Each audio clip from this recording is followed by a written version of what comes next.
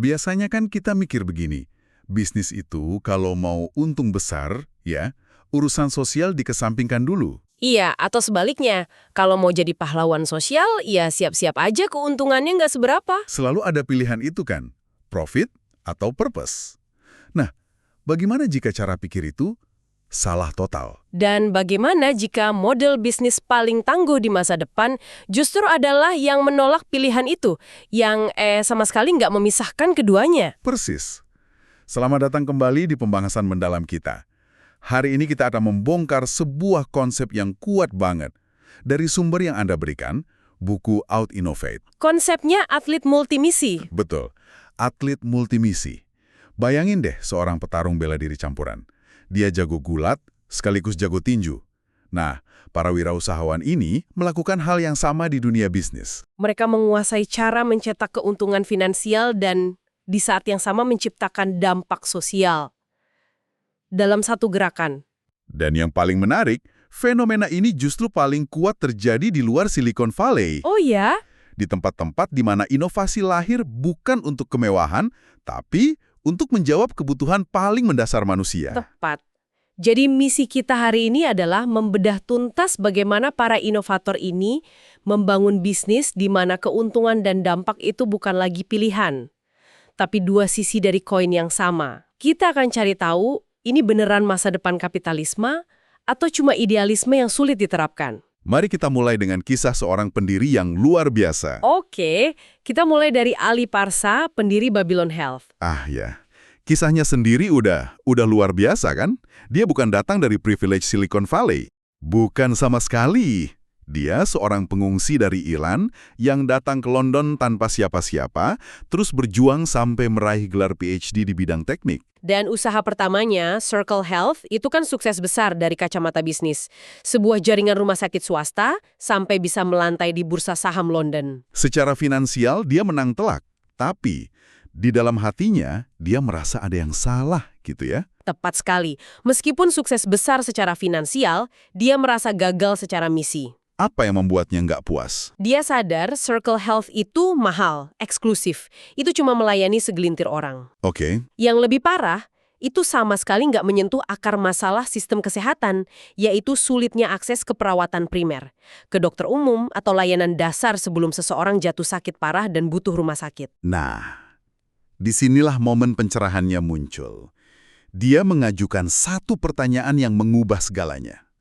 Bagaimana jika kita bisa melakukan untuk akses kesehatan apa yang Google lakukan untuk informasi? Tunggu. Melakukan untuk kesehatan, apa yang Google lakukan untuk informasi? Itu kan ambisinya gila-gilaan loh. Ambisius banget. Maksudnya membuat layanan kesehatan bisa diakses siapa saja, di mana saja secara instan. Tepat sekali. Dari pertanyaan radikal itulah lahir Babylon Health. Model bisnisnya simple. Menaruh dokter di saku setiap orang. Lewat aplikasi di ponsel gitu ya? Iya.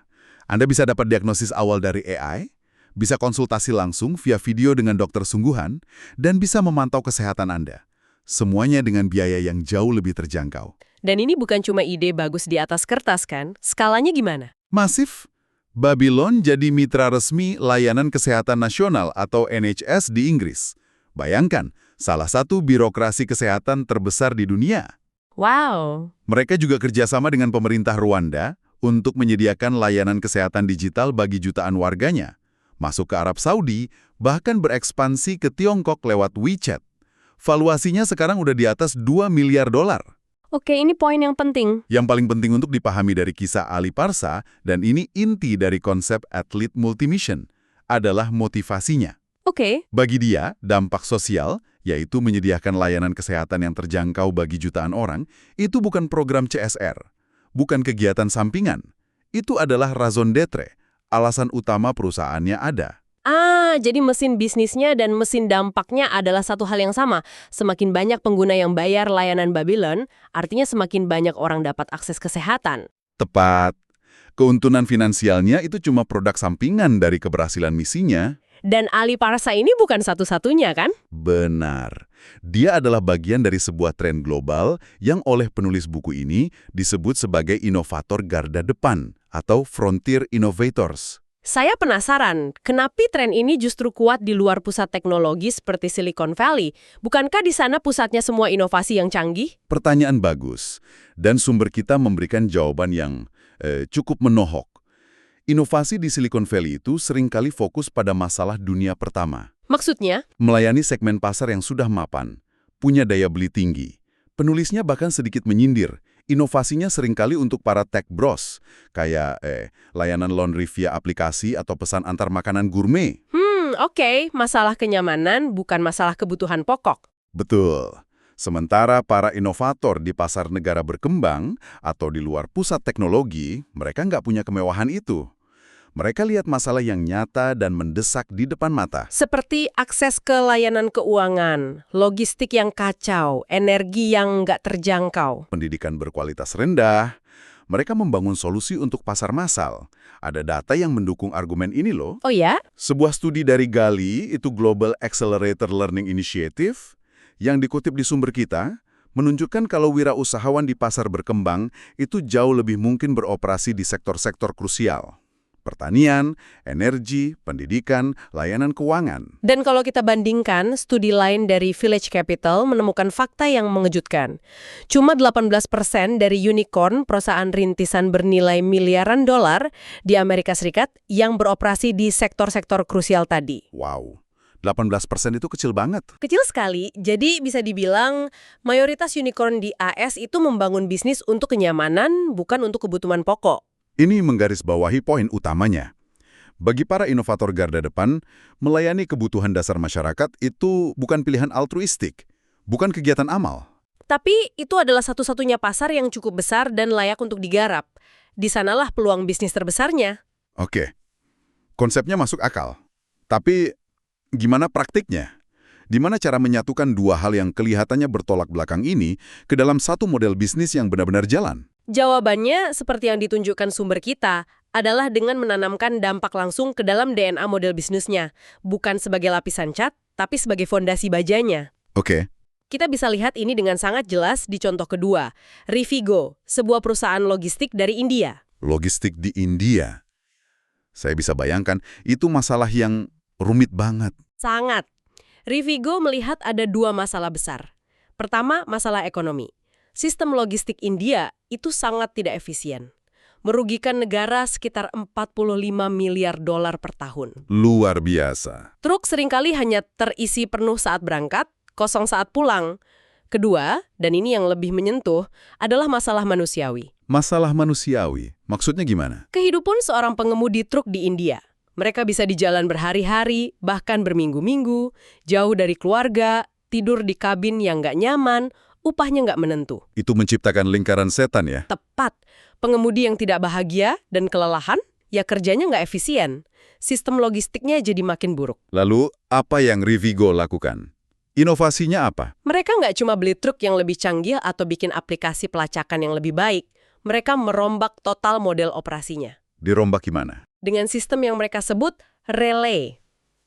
Idenya begini. Alih-alih satu pengemudi menempuh seluruh perjalanan dari Delhi ke Mumbai, misalnya, pengemudi mereka, yang mereka sebut pilot, cuma menyetil selala 5-6 jam ke titik relay berikutnya. Di sana, mereka bertukar muatan dengan pilot lain yang sudah menunggu, lalu langsung putar balik dan pulang ke rumah di hari yang sama. Tunggu, jadi setiap hari mereka bisa pulang ke rumah? Setiap hari... Itu jenius sekali. Sederhana banget, tapi mengubah segalanya. Tepat.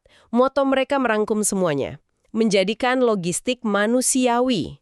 Model ini secara brilian memecahkan kedua masalah sekaligus. Dari sisi bisnis, truknya bisa terus bergerak 24/7, kayak kereta api barang ya kan? Bener. Efisiensinya naik drastis. Bener. Dan dari sisi manusia, yang terpenting, para pilot bisa pulang dan bertemu keluarga mereka setiap malam. Model Rivigo ini adalah kebalikan total dari apa yang oleh penulis buku ini, Ross Baird, sebut sebagai pemikiran dua kantong atau two-pocket thinking.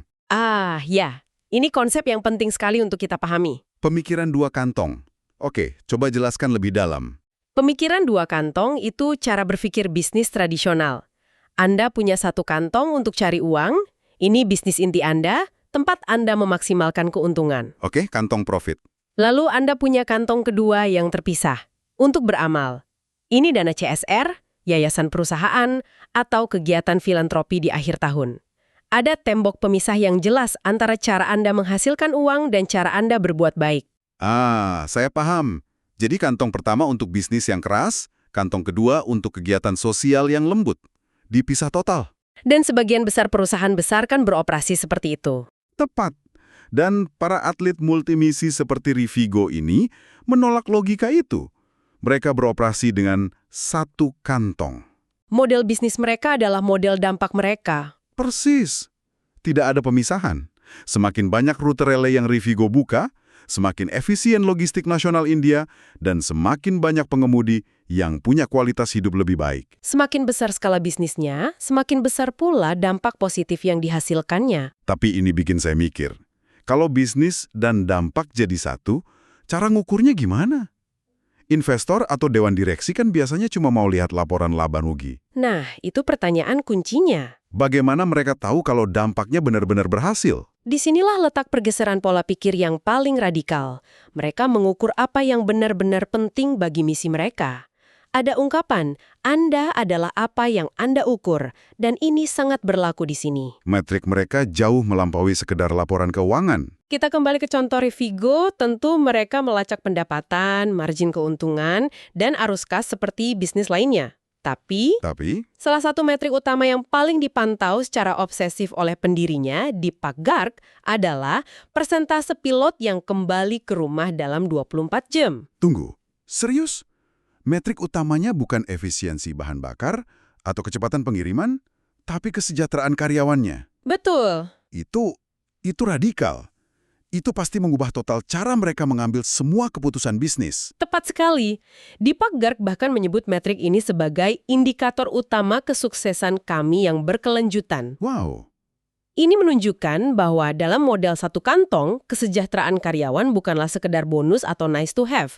Itu adalah metrik bisnis inti, sama pentingnya dengan efisiensi operasional atau arus kas. Kalau metrik itu turun, mereka tahu ada yang salah dengan model bisnis mereka. Sadikenya.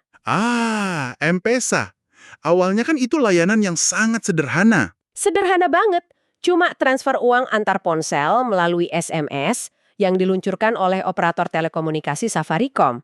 Tapi dampaknya jauh melampaui itu kan? Jauh sekali. M-Pesa pada dasarnya menciptakan infrastruktur perbankan digital untuk sebuah negara yang sebelumnya mayoritas penduduknya nggak punya akses ke bank. Tiba-tiba, jutaan orang punya cara untuk membayar dan dibayar secara digital. Dan ini menjadi sebuah platform, sebuah landasan.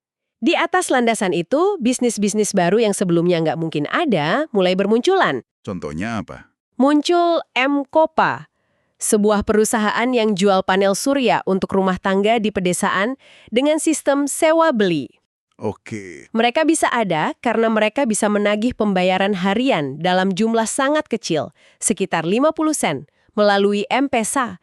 Sesuatu yang mustahil dilakukan oleh bank konvensional. Masuk akal.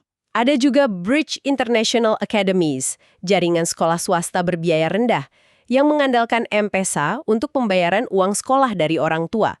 Bahkan proyek sanitasi publik pun menggunakannya untuk pembayaran toilet umum. Jadi ini menciptakan semacam lingkaran kebajikan atau virtuous cycle, ya? Tepat. Semakin banyak layanan yang dibangun di atas M-Pesa, platform itu jadi semakin tak tergantikan. Dan pada saat yang sama, dampak sosialnya bagi masyarakat Kenya jadi semakin dalam dan luas. Mereka nggak cuma membangun perusahaan, mereka membangun fondasi ekonomi digital sebuah negara. Betul. Bahkan ada studi yang dikutip di sumber kita yang menunjukkan bahwa M-Pesa secara langsung telah membantu mengangkat hampir 200.000 rumah tangga di Kenya keluar dari garis kemiskinan. Luar biasa. Itulah kekuatan dari pembangunan ekosistem yang berpusat pada misi. Kalau kita tarik benang merahnya dari semua ini, dari Aliparsa hingga Rivigo dan M-Pesa, ada beberapa gagasan kunci yang benar-benar menonjol. Oke, coba kita rangkum. Pertama, sedang muncul generasi baru wirausahawan, para atlet multimisi ini, yang membuktikan bahwa keuntungan dan tujuan mulia itu bisa, dan bahkan seharusnya menyatu. Kedua, kuncinya adalah menanamkan dampak itu ke dalam jantung model bisnis, bukan menjadikannya hiasan di laporan tahunan. Dampak harus menjadi mesin pertumbuhan itu sendiri. Dan ketiga, cara kita mengukur kesuksesan harus berubah. Nggak cukup hanya dengan metrik finansial. Kita juga harus melihat metrik dampak yang nyata, seperti presentasi pengemudi yang bisa pulang ke rumah, atau jumlah keluarga yang dapat akses listrik untuk pertama kalinya. Dan penting untuk kita sadari, ini bukan hanya idealisme para pendiri startup di negara berkembang. Benar, ini adalah cerminan dari pergeseran ekspektasi global yang lebih besar tentang apa seharusnya peran sebuah bisnis di tengah masyarakat. Raksasa-raksasa kapitalisme global pun mulai sadar akan hal ini loh. Oh iya? Iya, sumber kita menunjukkan bukti yang sangat kuat. Larry Fink, CEO dari BlackRock, pengelola aset terbesar di dunia dengan dana triliunan dolar, menulis surat terbuka tahunan kepada para CEO. Dan apa isinya? Dia menyatakan bahwa setiap perusahaan harus memberikan manfaat bagi semua pemangku kepentingan, karyawan, pelanggan, komunitas, bukan hanya pemegang saham. Itu pernyataan yang kuat banget dari BlackRock. Dan bukan cuma dia kan? Betul? Ada juga Business Roundtable. Ini asosiasi CEO perusahaan terbesar di Amerika. Mereka secara resmi mendefinisikan ulang tujuan sebuah korporasi. Dari yang tadinya fokus utama pada nilai pemegang saham? Menjadi sebuah komitmen untuk melayani seluruh masyarakat.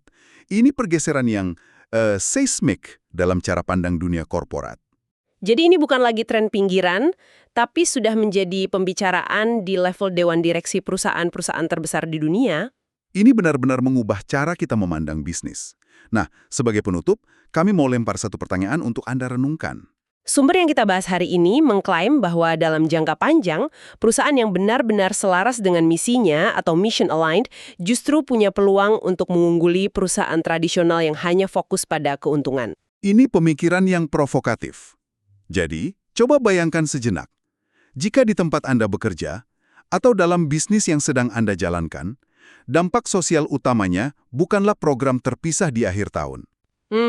Melainkan menyatu langsung dengan cara perusahaan Anda menghasilkan uang, Perubahan fundamental apa yang perlu terjadi? dan yang lebih penting, peluang baru apa yang mungkin tercipta dari sana.